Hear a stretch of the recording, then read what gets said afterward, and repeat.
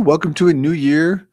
Happy New Year, 2026. So let's get everybody started off strong.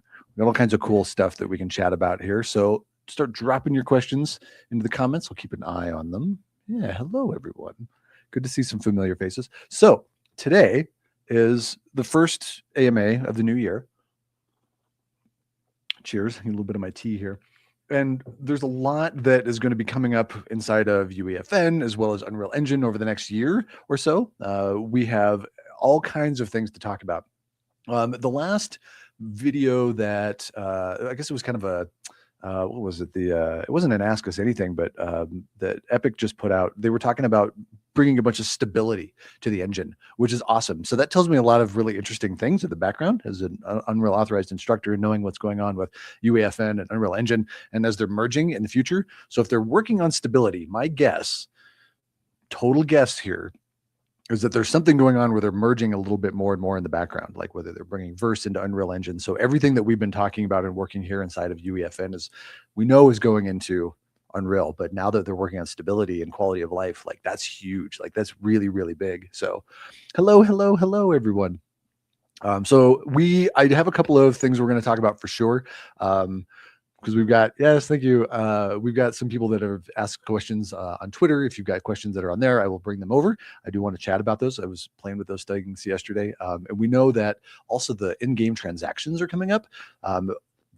They're not quite in yet, so I don't want to talk about them too much. So if you do have questions, let us know what you're interested in on those ones, because I do think it's going to be very interesting, because that is really the groundwork for what's going into Unreal 6, which opens up a lot of really interesting stuff for AAA games. So I think that's really cool. Lastly, I also want to shout out to a lot of my teachers that are watching this as well. Please keep sending me stuff from your students. We love seeing what you're doing with the curriculum that we've been building. If you are a teacher and you want to know more about UEFN, please contact us. If you want to know more about the Unreal Engine, please contact us. Twinmotion, please contact us. Actually, even Minecraft as well. Come talk to us. We have curriculum that we're building specifically for you in your classroom. There's a whole bunch of it. Something I want to point out too is that we also have a UEFN school that is free. So I'm going to bring this up here like so. This is totally free. It was granted an Epic Mega Grant, which is fantastic. It gives us a chance to get this started and get it out there. It's what brings these AMAs to life for you as well. I promise you, we're going to get to the good stuff. Some of the things I want to point out in here, though, if you have a full-on class that you're working with in your school and you want to learn how to actually get something like an escape room for your students to build, maybe a free-for-all map, if that's available inside of your school. We also have some stuff for, let's go into the courses up here at the top, right up here. We also have a whole host of things in here as well. There is a rocket racing. So if you have students that like to do racing games, I love racing games. This was a blast to work on. We have this one as well. All of our past live streams are here. We had a bunch of wonderful guests last year, and I plan on having more of them this year too. Speaking of guests that are here, if you come up here to the very top, you can see myself as well as Maestro Shark, an amazing verse programmer, does a lot of UI stuff and an amazing person to work with. So if you have interest in learning from him directly, please contact us. We can actually hook you up with private classes. He does teach stuff as well online. He has a whole YouTube channel. Speaking of YouTube channels, we have an entire list of curated stuff that's been coming out from UEFN, about UEFN for years. So if you find a tutorial that you feel like is really, really nice and needs to be put inside of here, let us know. We would gladly add it to this to make sure that that education is actually out there as easily for people to access as possible. This website is completely and totally free to jump onto as a member. It's all there. We've got a bunch of stuff for verse in here. We actually run verse classes as well. So if you're interested in learning verse one-on-one with myself and or with Maestro, we can absolutely hook those things up, right? Those ones would not be free. Those ones would be paid for our time because it will be live. But if you're looking for something that you just want to dip your toes in, or you know somebody that's looking in it, we have a bunch of stuff there. And of course, there's a bunch of stuff in here for tutorials that have got it, things for lighting. Maybe you're doing some modeling. We have an entire thing in here on collision. This is going to be huge coming up with Scene Graph. You're going to need to understand how collision works. So be ready for that. So enough about the school. It's free. Jump in, hang out with the community. We've got over like 2,000. I think we're up to 2,500, maybe even 3,000 students now. It's been a minute since I've looked at that number. It just continues to grow every day. So this is all available for you. Can I add a link for that? Yes, absolutely. I can grab that. Here's the courses link. I'll drop it in the chat for you all. There you go. So good to see you too. Thank you for joining. I know what time it is where you are, so I appreciate you joining in on this. Okay, here we go. Let's actually start looking at this. The main thing that I want to chat about are a couple of questions that we got on X. So let me read these ones out and go find the top of this thread, because this is where it all started out. I have a question. Hopefully it's very simple. Maybe, maybe not. Some of the items inside of Fortnite change colors as you move them. This is a feature, not a bug, by the way. So beware of that. Let's bring me back up there. Hello again, right? So this is the thing. This is actually a really cool feature and I appreciate it, but when you don't want it, it becomes problematic. So what is actually going on here? So these specific pieces, I'm going to go ahead and bring up this and get this out of the way for a moment. And inside of here, we have a shipping container. And when we add the shipping container to the world, I have 3 of them here. There's 3 variants of this. And you move said shipping container around, and I'll do this slowly so you can see it. You'll notice that it will actually change color. It'll change hue, however you want to say that, right? And this is really obnoxious if you're like, oh, cool, I want that purple one. That's exactly what I want. Or like, I want this blue one, or I want this orange one. So this one as well, I'll hit Control B so you can see that this is actually this one. In fact, I will go ahead and grab this out and drag it out there. And you can see that it changes color. And you're like, well, that's not what I want. I want the blue. I want the red, right? But this one doesn't change color. Whoops. I just stuck it in the ground. There we go. You'll notice that this one doesn't change color when I move it. And it literally is this one. So you're probably asking, how did you do that? What kind of magic did you actually pull off? Well, this is the magician showing off the cool things that actually happened. So the way that this material works is that it's actually looking at the world position where this object is in space within the game engine space, the world, right? And if it moves, it says, okay, I'm going to take that value, that XYZ value, and I'm going to translate that into the hue saturation that's actually changing. It's probably just hue, probably not saturation, right? But this one doesn't do that. You're like, well, why? Why isn't it doing that? So here's the trick. And I actually tested this. I'm going to move this down here because I want to be able to launch a session as well. I tested this to make sure this would actually go through and it doesn't break anything. It's a nifty little trick. You can't do it with scene graph because this is a Fortnite asset. However, we can do it with blueprints. I know some of you are thinking, wait, I thought blueprints were taken out of UEFN, and you would be kind of right. The blueprint scripting system is no longer in there. It got stripped out of it. It was never in there. I should just clarify that. And we're going to be working with verse instead. So with the blueprint, this is how we deal with this. You'll notice I've got a little tiny thing way over here. Right here, I'll zoom in on this so you can see it, right? So this thing right here, this blueprint right here has this container inside of it. And this is not moving. But this over here is. Okay, maybe you can kind of see where we're going with this, right? So let me zoom out. If I go ahead and grab this and move it around, nothing changes. Let's go look in the outliner. And you'll notice in the outliner, I'll zoom in on this so you can see it here. You'll see that we have this actor. This is a blueprint actor. And then it's parented, sorry, the shipping container is parented to that blueprint actor, and the actor doesn't move. So what I'm guessing is going on, because I don't know for sure, is that this actor is actually controlling this thing's world space, which is being translated down into the material. So this can move around once you figure out its color and you like it. If you grab that actor, right, and I move the actor, that blueprint actor, you notice that it actually changes color. So to answer your question, how do you get it to stay the same color, right? Figure out where you want it, right?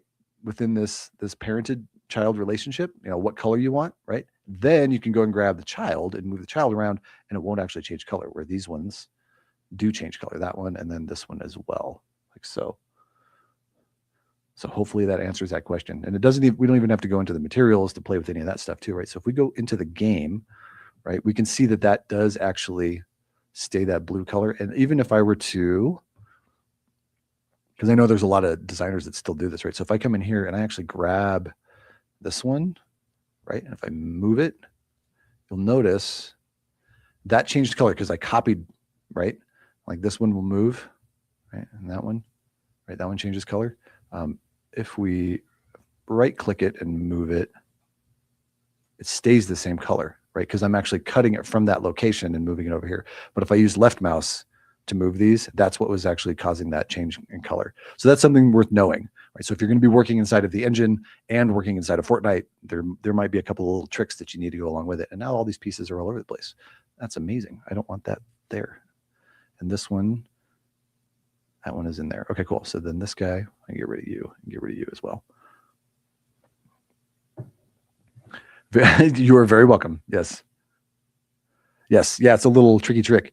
Oh, and looking at who's in the chat, I'm not going to drop names right now because it's not fair. But the people that are in the chat, I know someone was talking about doing a verse class. I am so interested in like seeing how you execute that. I'm really, really curious. So I know I mentioned that via some of our socials. So hit me up when that starts to go or when it becomes available, because I would love seeing how other people explain this stuff, because I'm an artist. Like I grew up as an artist. So I want to see how else y'all are doing these things, which is super cool. And for my teacher friends that are here as well, if you want to learn more about this stuff, again, come and hang out, come check all these things out. Okay, the other question that kind of got dropped into that specific thread where we were talking about textures is world-aligned texture. So a world-aligned texture, let me explain what this is. And this is exactly what I want. Let's move this over here so we're focused on it, or don't fight me, that's fine. Okay, so world-aligned texture. If I scale this sucker up, right, you'll notice, and it might be a little glitchy on screen, but what's happening here is you can see that that texture doesn't move, right? The texture is in one place. All right, I'll move it slowly so y'all can see this, right? So no matter where this object is in space, it's always going to have this texture on it. And it looks decent. It's not terrible, right? You can see it's on the handles as well, right? Right? It's not terrible. And if I scale the object, move the object, we always have this set up. Now I went through and actually created a material, and I know there's a bunch of tutorials on this too. So you can look for world-aligned textures when you're searching for this stuff, right? So let's go into here. Let's go into my materials. So we have our world-aligned texture. I'm going to go and open this up so y'all can see how I built this one. There are a couple of different ways to do this depending on how you want it to behave. I just wanted this texture to be on this object, right? And no matter where I moved it, that texture would be the same. Now, what's interesting about this too is that the texture that's coming through this, and I used Fortnite textures, right? So we're just using this one. You can see what this one is, right? This is just the first three. I just grabbed these first three. So that one goes there. This one's actually way down off screen, sorry. And then here's our normal, sorry, our spec that's going through here, right? So normal was down below. And that's just the textures that I'm using. It's all inside of UEFN. And I'm using this one right here. So we have our world-aligned textures complex. Now, yes, this is complex, and there's a lot of pieces that go into it. But if you don't need them, then don't plug anything into them. You'll be fine. So how do you get one of these? First off, so I'm going to zoom out. I'm just going to go over here in an area, right click, and if you look for world aligned, you can find our one right here. So I can zoom in on that. Oh, should have done that one first. World aligned textures complex. That is the one that we're looking for. You can see it's under the miscellaneous, right? As of this recording, it's really easy to get at. Hopefully it doesn't disappear on us. So there's that. Boop, and then we have this one. So really the only pieces that we need for the example that I'm doing here, right? We need a diffuse, whoops. We need a diffuse up here, right? We also need the spec, so diffuse spec, and then there's the normal down here below, and then the texture size. And we'll talk about this texture size last. Hello, welcome. Good to have you here, right? So this texture size, we're gonna have to do something kind of nifty to it. And each one of these diffuse, spec, and normal, we have to do something nifty to it with it. And if, I'm going to talk about each one of them in turn, actually, as opposed to just trying to do that. So let's look at each of this. The first thing that we have to worry about is we have a texture object. Okay, so if I just hold down the T key as in tango and left mouse click, we get a texture sample. Texture samples, if I click and drag this in here, they will not fit. You can see down there, hopefully, I know if you're looking on mobile, this is going to be tiny. It says float 3 is not compatible with a texture 2D. So we can't use these texture samples. So we have to use a texture object. And this does cause one issue, which I will talk about in a minute. So texture object, you can see that this is the texture that's in there, right? And you can see that's literally what's going on. It's showing up on there, plus all the other information from our specular and our normal as well. So texture object. So right click and say texture object. And here we have our texture object. Hold on, let's do this. There we go. So texture object, either here or here, either one will work, under functions or under texture. So there's that. So now we have that, we can plug that in, no problem. Now, here's the issue that comes with this. So our spec, and I will zoom in on this, so you can hopefully see this a little bit better. The spec texture is an unpacked red channel, green channel, and blue channel with the metallic and the roughness and the specular in them in opposite order, right? I'm going to place a prefab in a building extremely dark. A recent update. Yes, I will show you how to fix that. It's a small issue. Yes, I will absolutely answer that one. Good question. Right. So because this has got packed information in it, and somebody's like, well, what is packed information? Like, I don't know what that means. Like, I'm new to this, right? Let's take a look. So I'm going to select this object, and then over here, I'm just going to double click the icon, right? And this will open up the texture editor. And inside of here, I'm going to turn off B and G. So we have R. So this is the red information. This is the green information. You see it's totally black. And then the blue information, right? So each one of these is a specific type of information. So these are usually OER, if I remember, oh my goodness, occlusion, ORM, occlusion and roughness and metallic. Not always, but sometimes most of Epic stuff is set up like that. So the occlusion and roughness and metallic. Now this is also, if we look at this one, right? Boop, boop, boop, boop. This got an S at the end of it. So we know that this one is specular. Right, so that's why I've got a specular in here. So that's why I like the ORM is not always accurate. So you got to look these things up, and depending on who is building these textures, you may have different information. And the reason I bring this up, and this is specifically to the question, if you're getting it from the Fab library, like you're buying it off Fab, or you're buying it offline somewhere, or you're downloading it somewhere from like Texture Haven, awesome site by the way. You're gonna want to make sure that you understand which channel is what, right? So I know that this one's specular, so that I can tap it into my specular and not have a problem. You can also split these out in something like Photoshop. You can split them out here in the material editor. If anybody remembers how to do that, please let me know. I was digging for that yesterday. I couldn't figure it out. So I'm going to drag the specular information and tap it into there. This should work fine for specular information. All right. So there's that. And the last one we have down here is just the normal map. I'm just going to attach it to the normal map. Now, before we talk about UVs, let's look at the other side of this. So we have our XYZ texture. That is going to go into our base, right? And our XYZ for spec, that one's going to go into spec. And then our normal map is going to go into the normal, right? So we have our input over here, and then it's channeled through a bunch of information here, and then it pops out of the other side. If you ever want to see what's inside of here, go into Unreal Engine, open it up inside of there. You can actually double click on it. You'll notice here in UEFN down here, I can't actually open this up. You can open it up inside of Unreal Engine so you can see what's inside of there. A lot of really cool stuff. If you're really interested in materials, I highly suggest you do this. Go look and see how Epic is building these things because it's amazing. Right? So this world-aligned textures will take this information. I promise you we're coming back to the texture size, right? And then it'll smash it into the world. And now I have this, right? So now no matter where I put this, it works well. And the bonus is I don't have to worry about UVs. Okay, so if you're working with UVs and you hate them, you can use world-aligned textures in many cases, so you never have to make UVs, right? So it doesn't matter where there's that. Now, the problem with this, if I go and rotate this, so let's rotate this, right? You'll notice that because it's world-aligned, it's not aligned to the object, right? UVs fix that. So if I rotate this object, those the boards on that texture will actually rotate. Okay, so there's that. So let's talk about that last node, right? So this is our texture size. So what this section needs is a vector 3. So it needs 3 pieces of value. So though it says, and I'll zoom in on this here a little bit. So though it says R, G, and B, we're technically using them as X, Y, and Z. Now their default value is set at 64. That's why I have this one set at 64 over here as well. Okay, just so that we have the default values going into it. Like if I disconnect this, it's going to look exactly the same, right?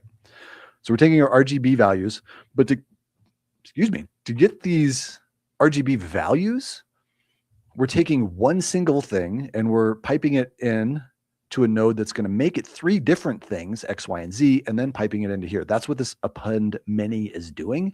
It's essentially making our X, Y, and Z for our texture size. So how big should this thing be on X, Y, and Z? So I've just got one value that goes into it. You can break this up should you wish. It's very easy. If you press and hold the 1 key on the keyboard and left mouse click, you get another one of these, right?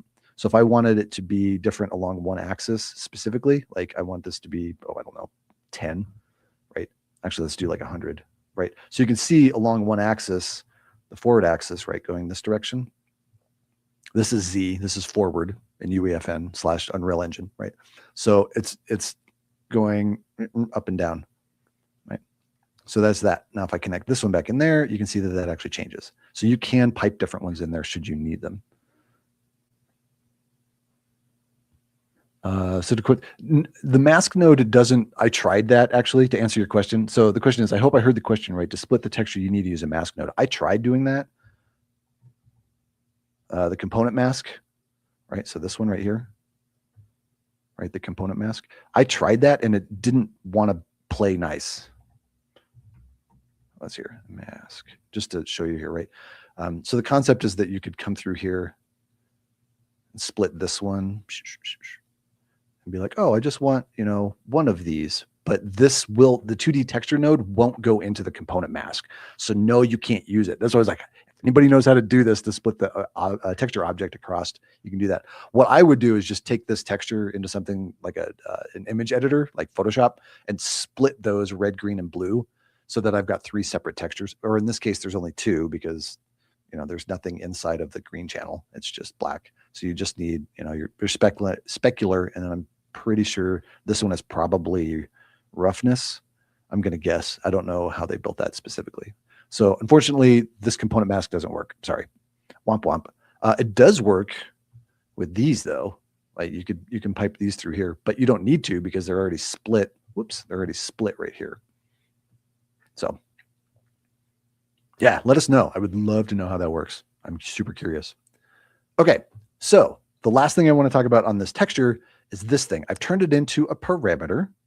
Okay, so if you're looking to turn these into a parameter, you can take this node. This is the same node. I'm going to right click on it and I'm going to say convert to parameter.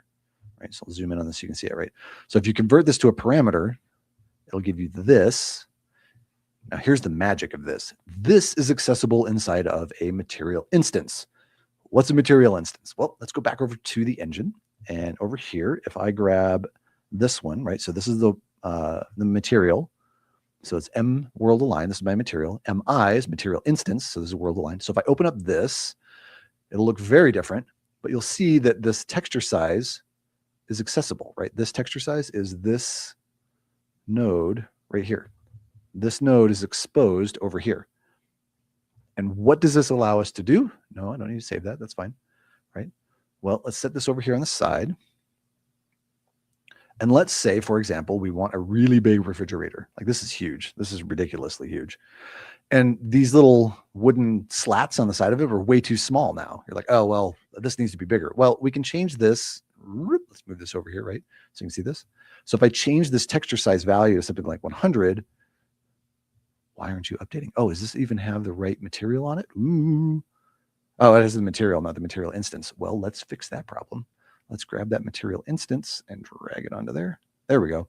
So now as we change this, say 250, right? You can see that these slats are now larger because that texture size is being adjusted. So you can either do it in the material.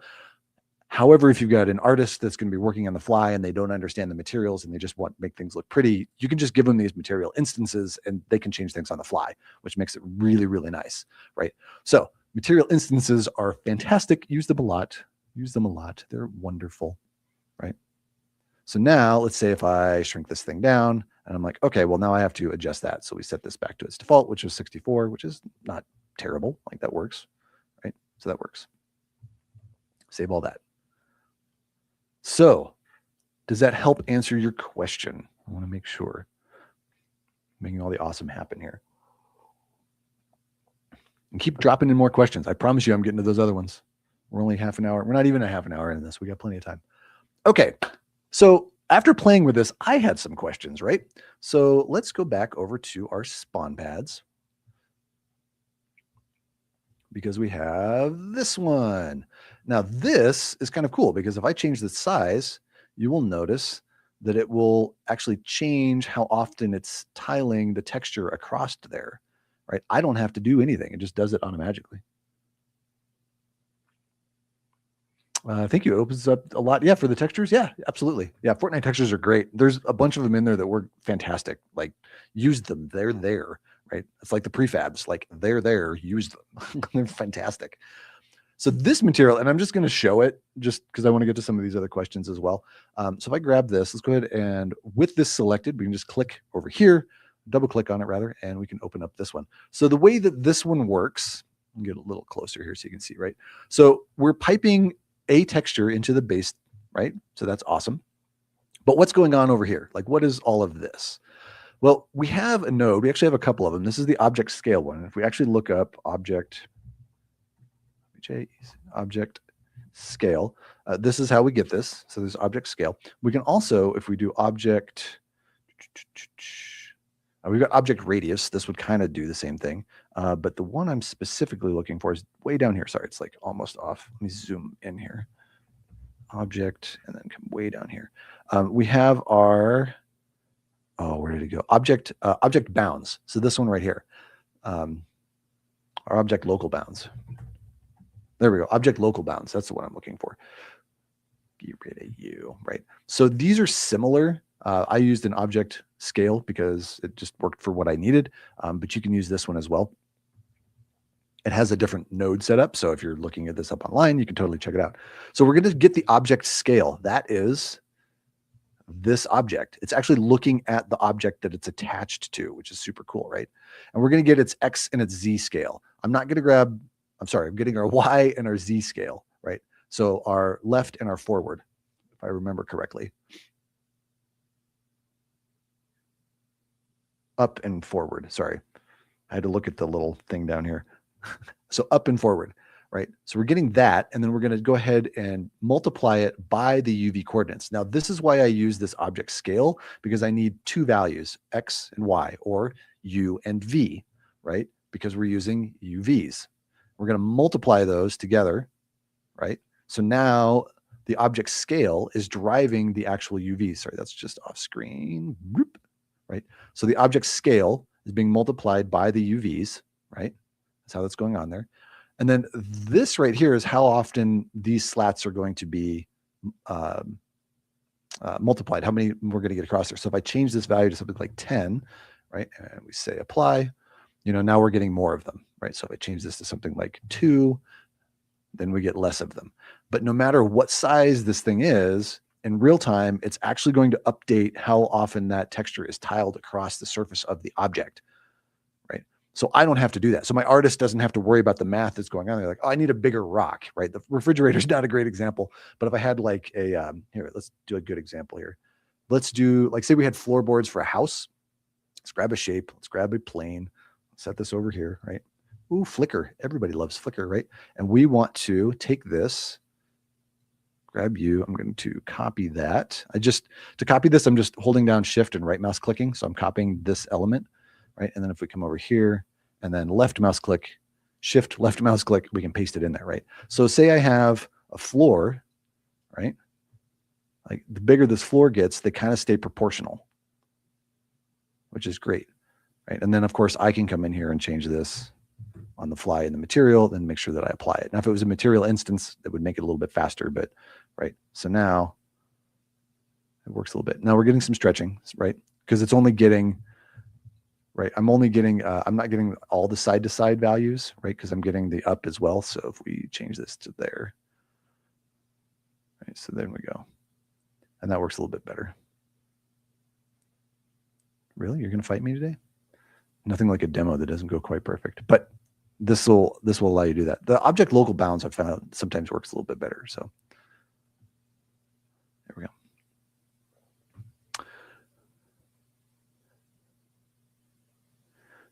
Question. I recently published an island. I was expecting to show up in the new and updated session, but it never showed up. What's the trick for getting your game to show up in the new section? That's a really good question.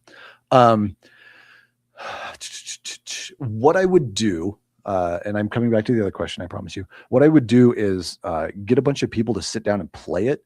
I think, and I don't know for sure because I don't know how Epic handles this, but the new and updated, it also runs with, how many plays it's getting as well. So I know that that's part of the Discover algorithm that's going on in there. But I honestly don't have an answer to that one. That would be a better question for the gentle peeps that actually run the questions once a month, the Let's Chat that Epic does. That would be a better way to go over there. So apologize. If anybody does have an answer that's watching this either now or in the future, let us know. I'd love to know some more about that one. Okay. So those are those ones. All right. Hopefully that answers those questions. All right. The other thing, where's that other question? It was up here earlier. I placed a prefab in a building and inside is extremely dark in the recent update. How do I fix that? Okay, let's go grab a prefab. Anybody got a favorite? Anybody? Where's my prefabs? Did I mark it? I did not. Prefabs, there you are. Eeny, meeny, miny. Let's go. We want one that's actually got an inside. Flush Factory. I guess I almost made a new folder for this just because it's such a habit to do that, right? All right, so here is our Flush Factory. Now, if we go inside of here, right, mine is nice and bright. Why is mine nice and bright? Well, it's because I changed something inside the editor, right? It looks fine inside of the engine, but it looks fine in game, but it always looks dark in here. So I'm going to come up into Window. I'm going to come down here to World Settings. Okay, so Window and then World Settings. I'll zoom in on this so that you definitely can see this. So Window, World Settings, right? This is where I'm going. Zoom back out. Now we have our world settings over here on the right. I'm actually going to dock this up here like this. And in here, the world time manager, right? Is it this one? I set it and I walked away from it. I feel like it was this one here. So if we set it to chapter 5, chapter 4 looks good. Chapter 5 is not going to be dark. I wonder if it's because this has got windows up above. This might have been a bad choice. Let's find a different one. There we go. I know this has got some dark corners in it. All right, so chapter 5. This is what I ended up changing in here to get this, and I set it to chapter 4. I think it got updated recently, and this is what I was messing with. I know that there was a thread about this on the forums, and this is one of the ways that we were able to fix this. So hopefully this helps to kind of set that up. This is the way that I was doing it. Hopefully that helps you all out. Yes, because that should be a quick fix. The other way to get around this, it's not beautiful, but it works, is to come up here where it says lit and just use unlit, right? So come down here and actually use this unlit, and you'll be able to see inside of anything that's like super dark, 100%. Right? It's not happy, like it looks terrible because there's no lighting going on, but that's what's going on. You can actually set this one up here. So 2 options: change your world time manager over here, right? Because it's not under playset settings. Yeah, okay. Ooh, there's a bunch of stuff in here. Good times. I really want this to be like something that we can play with. I got a feeling this is going to pop up in Unreal 6 unless it got deprecated. So that should be there. Here's another question. Also, I submitted for Epic Picks and was rejected immediately. I have a good game. Are they looking for something specific? I wish Duos with Dads was here. He has a great way of explaining what's going on. I'll see if I can channel him and all of his knowledge, right? So when it comes to Epic Picks, I think, okay, and again, this is an I think thing, so don't take me for word on here, is that they were looking for ways that the technology is being used in a specific and unique way. So when you submit, I would also submit a video talking about how it was built, why you did it that way, and what your players are expecting to get because you're using the tech in a new way. Okay. So for example, if you have something like and this is for my teachers actually. So if you have something, let me back up because I'm going to just do a quick demo, right? If we let's go into our devices and do conversation. Right, so conversation device, right? So our conversation device requires a conversation bank, and inside that bank, we can have our NPCs do a bunch of really cool stuff. For my teachers, what a unique way to do or to use this would to be using it as a way to have your students actually taking what they're learning and putting it inside the NPC so that the player can have a conversation with them. Now, why is this unique? Is that the user, the student, is actually taking what they're learning from whatever lesson that it is, let's say ancient Egypt, right? And they're taking that information, distilling it down into bite-sized chunks that they have, that you can tell their comprehension that's going on there, and they can use that to teach someone else afterwards, right? So it's not just that you're making a cool game, right? Like Silksong is a cool game. I've been playing it. It's incredibly difficult though, and not everybody's going to enjoy it.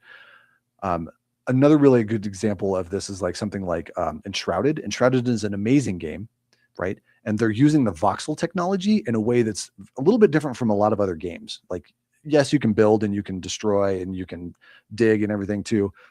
But they've opened it up for the player to use, and you can add like destruction to it, and you can remove that destruction in real time. The water interacts with it too. So Epic Picks isn't just about a cool game, right? It's kind of about how the technology inside of UEFN, I almost said Unreal Engine, UEFN is being used so that it's benefiting the community too. Now, I could be totally wrong, right? So you definitely want to chat with them specifically. So hopefully that does help though. Hey, oh, long time no see, mate. Right.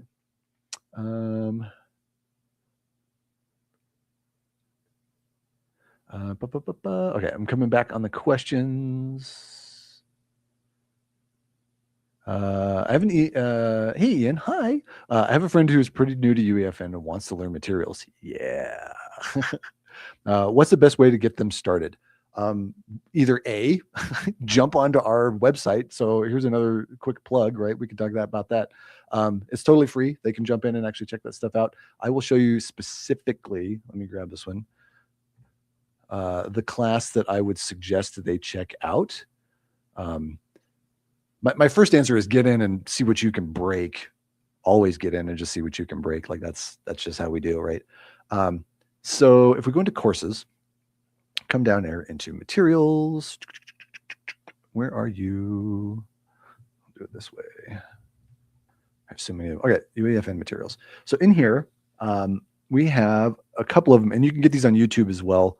So these first two, so I will zoom in on these, right? So creating a simple material and material instance and creating a simple material with textures. I would suggest this one first and this one second, right? Hey, look at that, world aligned, right? So we've got a whole video that talks about that. These two are ones that we had built a long time ago because they're very fundamental for what it takes to understand what a material does and why it's behaving that way. They're a little longer than most of the videos that I do because I wanted to pack in a bunch of stuff. I taught at university for many, many years, and these two concepts, these main concepts that come in these two specific videos, if there was anything that I wanted my students to get was these. I'm like, if you have these, then you're going to be great on it, right? There's some other ones in here as well, like what is an alpha channel and why does it work? If you're going into the decal device, but also some of the materials that go along with it. And then UI stuff down here too. These ones are a little bit old as well. They're not nearly as old as these ones up here at the top, but these ones have a lot of really good understanding of what is inside of a specific texture. Like if you're looking to split out different parts of it, so the red, the green, the blue channels, and how to address that, as well as what's going on inside of something like Photoshop and image editor, so that when you make your textures, how those textures are going to behave when you're inside the engine. Okay, these were done, if I remember correctly, it might actually been done in Unreal Engine. It's the same tech, so it wouldn't really matter. But that is where I would absolutely have somebody start. Materials 101. There it is right there. Like, let's actually here, copy that, putting that right in the chat. Boom, there it is. Right. This is where I would have you go and have them go 100%. I would love to teach a full-on materials class. That would be super cool. There are a bunch of videos that are out there that are super helpful, but this is definitely a nice like one-stop shop for a bunch of really interesting stuff. There's even like how to set up a material inside of Fortnite so that when the player hits it, they bounce and wiggle, right? Get that extra little dopamine going when you're playing your game, right? So this is where I would go 100%. The long and the short of it. Morning. How are you, my friend? Good to see you. Glad you're here. I was just chatting about you, letting everybody know that you are the master when it comes to doing verse and UI stuff. Cool. Very welcome. Will you be adding new courses about the new scene graph features? Yeah, I would love to. If there's one specific that you want to play with, let me know.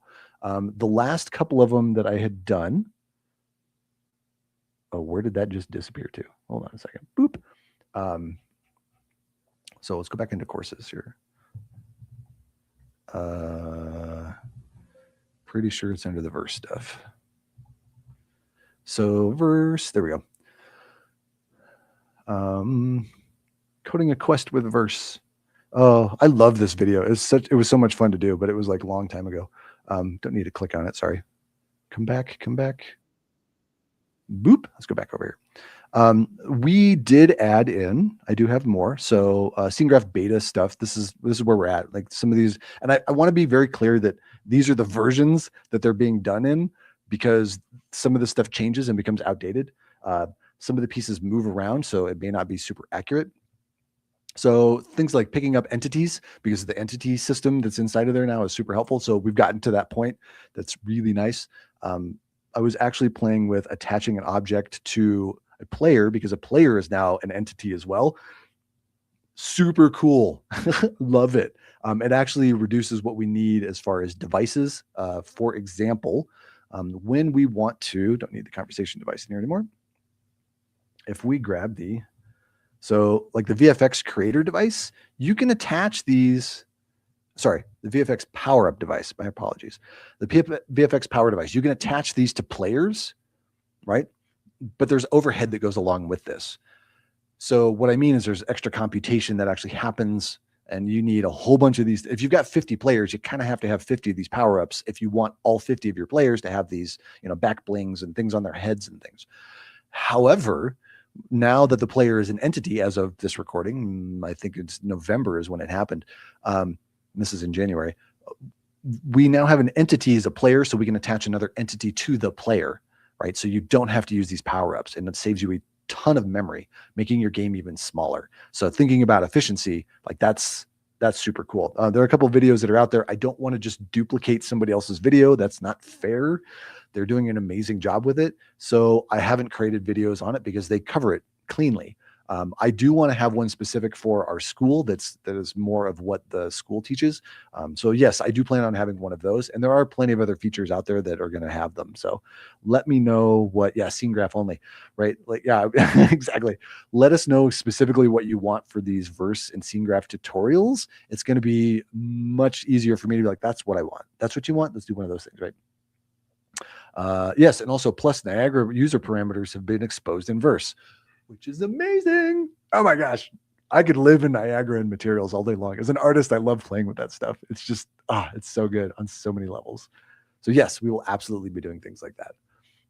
The other thing that I want to point out, let's see, did it actually, so we're still in here, but I still have to push stuff. Look at the giant refrigerator. Look at that. That's silly. Let's go and just push changes just in case I need to for whatever reasons. Save all that. I'm going to close down my world settings too, as soon as I get a chance. If you want the leading or winning player and say FFF game, FFA, so a free-for-all game, to have some sort of VFX, could attach and swap between players if they change places in the current leading player. Is that doable? Yeah. So the question is, say you have a free-for-all game, and I'm actually going to do this over here, right? So here's I got an art degree, right? So player one, right? So player one is ahead, and let's do pink for the next one, right? And then player two is trailing them by 1 or 2 eliminations, right? So player one has got do this one, right? So they've got a crown or something that's over their head, right? And this person has got 10 eliminations, and this one's got 9. Then all of a sudden, this guy's got 10, and then this lady's got 12. We need this to transfer over to another player. And the answer is yes, because if you're keeping track of the number of eliminations in a player class, you should be able to do that. And for those of you that know verse, correct me if I'm wrong, but essentially, yes, you could totally do that. Have I ever coded that? No. That's usually a little bit beyond what I'm teaching in the classroom, because we're very much on the 101 area, 200 class.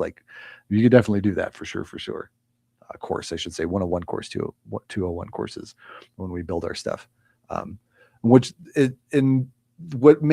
awesome about that is, that it opens up possibilities for playing with the player classes and keeping track of what's inside of the game modes, which in UEFN is the play space. So yeah, totally that.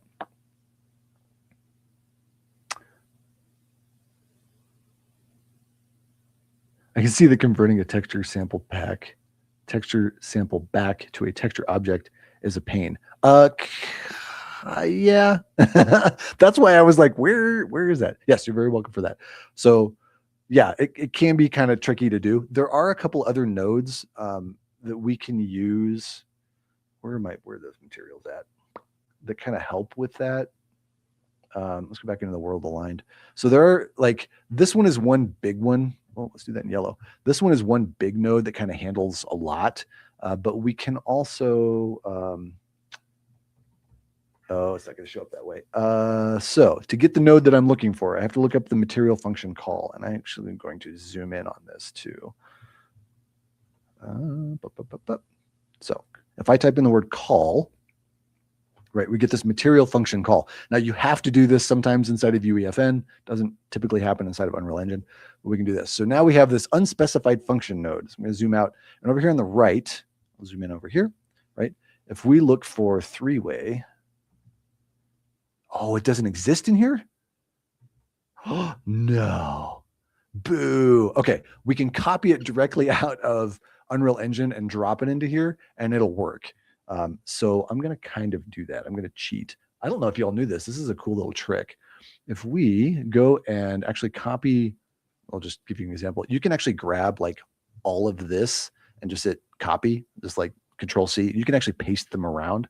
So I have, over the years that I've been working with this, created a little deposit or repository of materials, because I'm always looking for ways to like make my life a whole lot easier. So if we go into, let's see if I've actually got a copy of this. Yeah, here we go. So this right here, three-way coordinate, right? So I'm going to copy all that. I'm going to come over here and I'm going to paste it. Three-way coordinate, right? So we can use this as well. And if I remember correctly,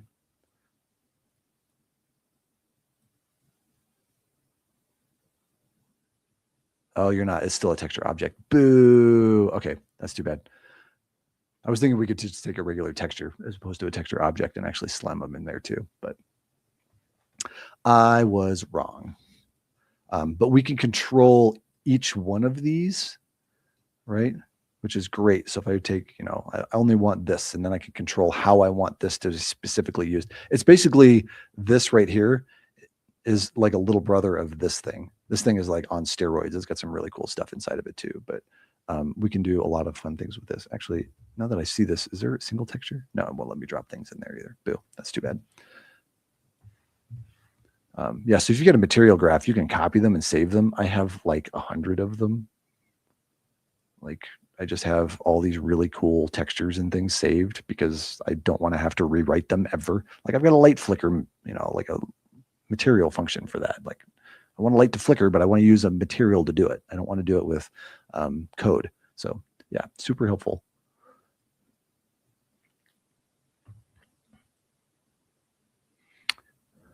I migrated the whole starter content folder when I first joined UEFN. Yeah, I'm really excited to see what they're doing with the next starter content inside of Unreal Engine and bring it over. There was and I always get the guy's name wrong. I was to say Varl VFX. He created his own little starter content for Unreal Engine, which is super cool. Yes, I am also on Twitch right now too. Yeah, so if for some of you that are not seeing some of the questions that are coming through, because you're on Twitch or YouTube, yeah, I'm on both of them right now at this moment. I want to make sure we're getting as many people as to do this. You can look us up. We're Cleverlike. That's where we're at, making those pieces in there. Right. Do I want to save that? Yeah, sure. Why not? We'll get rid of those pieces. All right, and then whoops, I want that. So yeah, here we are. We're in there. Any other questions for you all?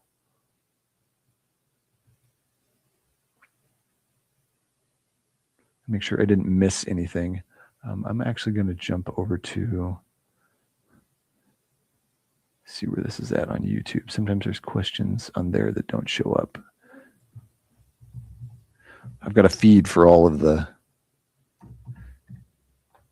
questions in my little thing over here, but it doesn't always give us all of them. I've noticed some of them disappear. Cool. Looks like we've got most of them. Sweet. Excellent. Excellent news.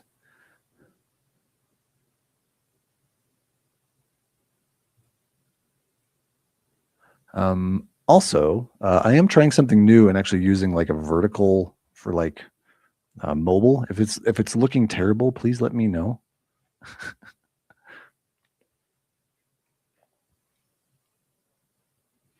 Yes, it is nice that somebody's doing streaming about UEFN. MacJack also does this. She's typically, I think if she's still doing it like every Tuesday, go check out MacJack. She does amazing stuff. We actually had her. It was great to have her on our show a little while ago. But she builds on there as well. I would love to sit around and like just build in UEFN and like show you what we're working on. But some of our stuff I can't. Maybe one of these days I'll do that. Let us know if that's something you all would be interested in like checking out. I think it'd be fun. Tips on folders. Say I have multiple maps made and I want each map in its own folder.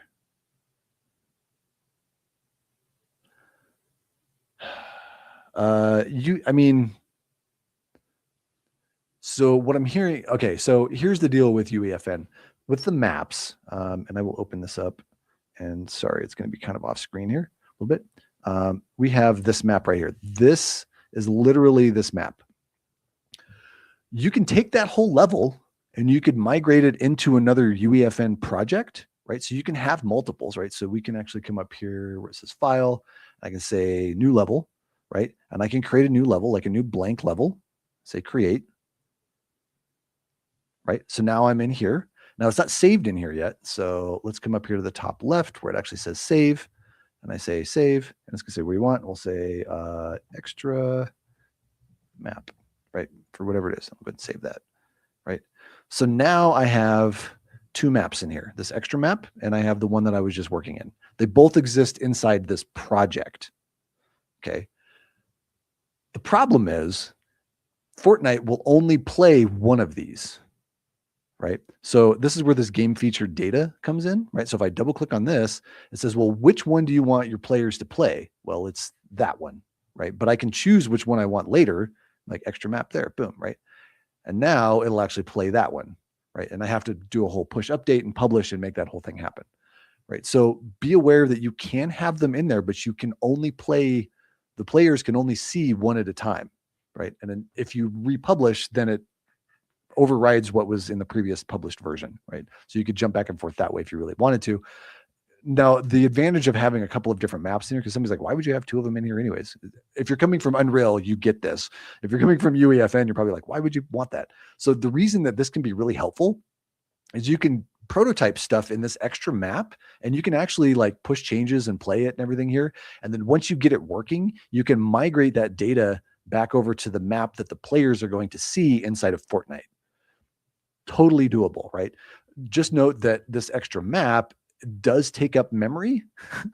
It doesn't take memory for the player because it doesn't get loaded for the player, but it does take extra memory inside of your project. And it can take a while to load if you need to for whatever reasons, right? So UEFN doesn't really have a way to like jump between maps right now. The closest you can do, and I think this might be where this question is, the closest you can do to make that happen or to use something like data layers, that would allow you to like change between what's being shown on screen.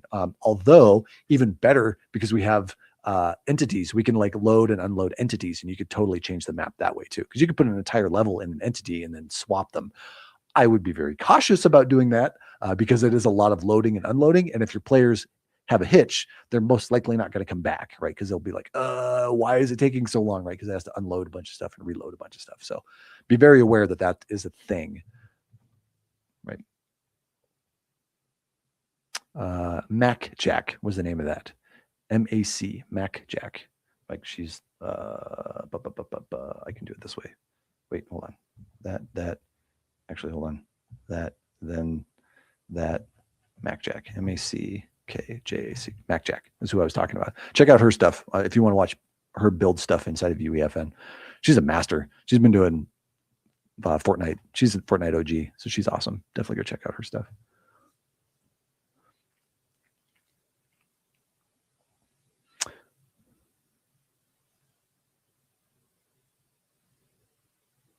Have you seen the right click in the outliner to put highlighted items into a folder in the outliner? Oh, well, let's create a folder. Let's give this a shot. Demo folder, right? All right, so if we grab that one and that one, right click on it. No. I know there's the make current folder. This is my favorite tool. I love this little thing in here. Release force load allows world partition systems to load and unload systems automatically. Right clicking inside of this program is always like, what did you do? Do these not? Why is it? Oh, it's unselecting these.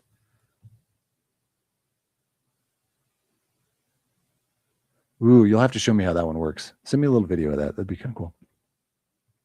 Yep. Have a good one. Thanks for sticking around.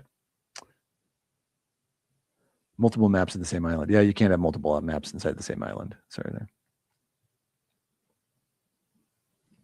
Do you have any suggestions on how to build a unique 1v1 and 2v2 map and stand out from the rest of the PvP maps? Here's my suggestion. Make it similar to everything else and then tweak one thing and see if your players stick around. If they don't stick around, then they don't want to play that version.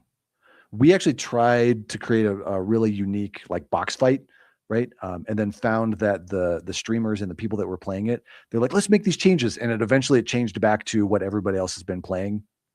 So it wasn't, I don't feel like, and this is my opinion, right? I don't feel like I don't feel like Fortnite is really good about being diverse just yet. It's growing, which is awesome. And I appreciate that. Like we're seeing more diverse maps, like the tycoon thing exploded, the only up thing exploded, the brain rot thing is currently exploding, right? Like, and the 1v1 and the 2v2s, like people jump into Fortnite with expectations. So if they're expecting a 1v1 or a 2v2, they're going to want that specific thing. So make it familiar and then tweak something once you have a player base that's playing it to see if they like it, or take a chance and just throw something totally new out there. Like if you've got a player following and you've got a nice base 1v1 game, maybe make a new map and then have your the map, what are those things called? The matchmaking, what is that? The match, I think you know what I'm talking about. My teeth. Right, the matchmaking portal, throw a matchmaking portal in there and be like, hey, if you like this, try this, right? So you have to get them interested in where they're at and then pull them over. It's a bit of a marketing trick. So that's my suggestion. Hopefully that helps. Me personally, I have a folder. If you want to have individual folders to do it easy before you start building, moving your maps around will take you forever. Yeah, I can definitely. So there's that. Yep. Take it easy, buddy. I already have like 8 separate islands. I'll leave them as and get more organized the next time. Yeah, absolutely. Yeah. There's all kinds of little things that can happen and be silly when you've got all kinds of bits and pieces. I'm going to go back to the other map. Speaking of, get rid of my, there we go. Sure, save selected. That's fine. There we go. Boop. And we're back on here. All right, so we got a few more moments. If there are any other questions, comments, concerns, or confusion you need cleared up so that you can continue to create, drop them in there and I will answer them in the next couple of bits and pieces. And of course, all the stuff that you can follow me on X. I drop all kinds of tips online so that people understand how they can push their skills even further. As an Unreal authorized instructor, I have all kinds of information about Unreal as well. So how this stuff inside of UEFN transfers into the big brother that is Unreal Engine. This is Unreal Engine, by the way. I don't want to like negate that. This really is Unreal Engine, UEFN. And to see how they're going to be converging within the next, couple of years. I think there was, I think it was Tim. I could be wrong, so fact check me on this, right? I think while he was out in Seoul, it might have been before then, might have been in Japan. So fact check this. He was talking about how they're converging into Unreal 6 and when that's coming. He didn't give it a specific date, but he's definitely making mention that that's happening, which is great for us because as we learn more and more about verse and scene graph, we know that that's moving in there. So we have a chance to play with it, battle test it, and be ready for when all the companies are like, we need people that understand verse. Be like, I know how to understand verse and I can do that. And I've already published a couple of games because they're already out there and they've been battle tested. I've worked with revision control, like all of those skills transfer as we move over, right? We work with a bunch of students and teachers that work with just Minecraft and understanding like how to move an object, how to work with dialogue, how to do coding, how to work on a team, even though students hate working on teams, but that's what you do with games, right? You get a chance to transfer those skills up through Fortnite Creative into UEFN, into Unreal Engine. So you start, elementary, junior high, high school, then college level. All of that stuff is transferring further and further along, right? So if you're like, oh, I'm just using UEFN as just kind of playing with it, you could probably turn it into a career pretty easily. So kind of think about those bits and pieces. It's fantastic. Cool. All right, I'm going to check the questions all the way around one last time. Looks like we're good. Great advice. I think I focused too much on creating my dream game world instead of creating something that the Fortnite audience wants. Yeah, it's a thing. It's totally a thing. Like, so thank you everyone for joining in this new year. Excellent questions. This world, actually, I'll just bring it back up here, right? This world and this video will be available on our website, right? At our Cleverlike Creator School, the uafn.cleverlike.